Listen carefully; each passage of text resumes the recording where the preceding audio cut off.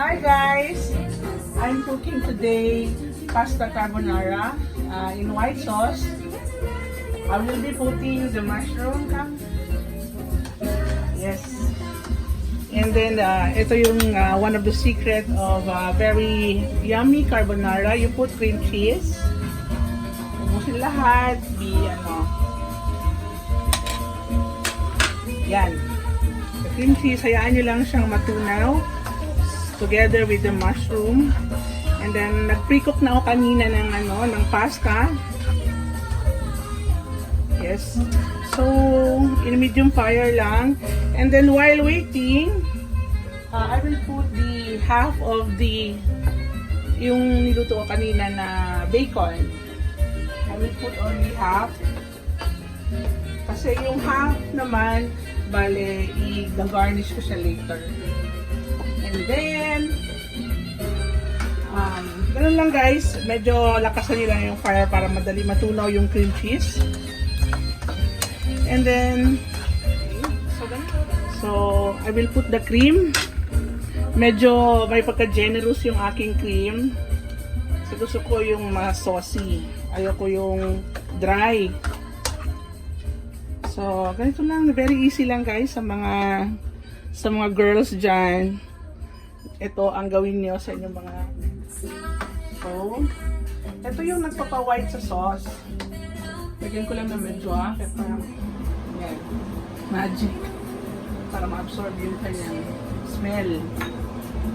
And then, lagay kayo ng ng pepper. Ganon, generous ako mag-pepper. And then, konting salt. Ito naman, I will put this. Gusto ko kasi may twist yung aking pasta carbonara. So, lalagyan ko siya ng wala lang shell na shrimp. And thanks to my friend, Kagawa Dima. Kasi siya ang gumawa.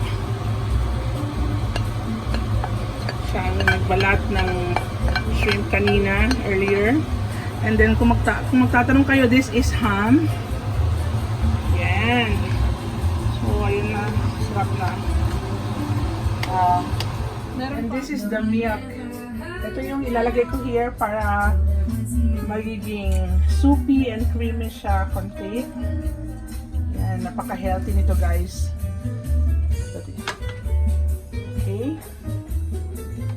So, paandar ko lang kasi kanina in-off ko para hindi siya mag-dry while waiting for the preparation sa milk. Ayan. So, you see guys, ganun lang.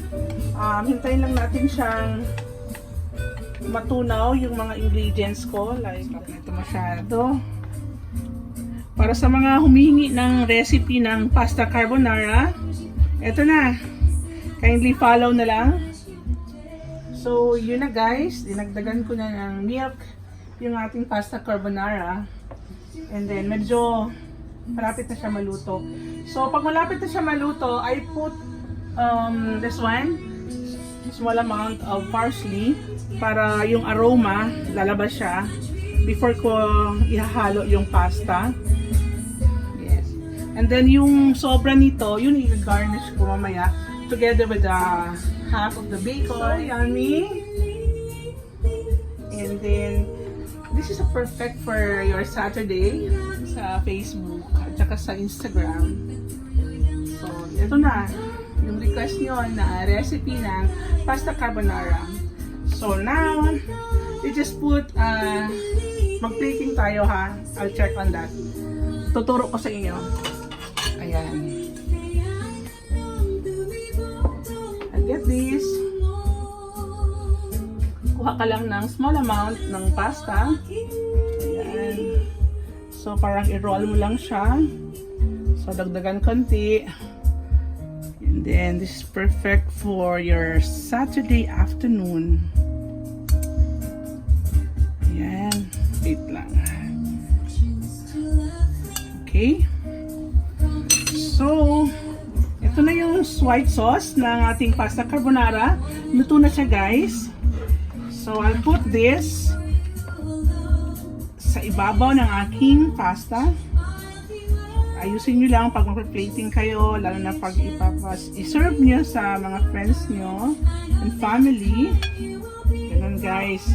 Yung shrimp, ibabaw natin konti. Kasi ako gusto ko yung saucy talaga. Ayan, sarap. Ayan. Labor of love.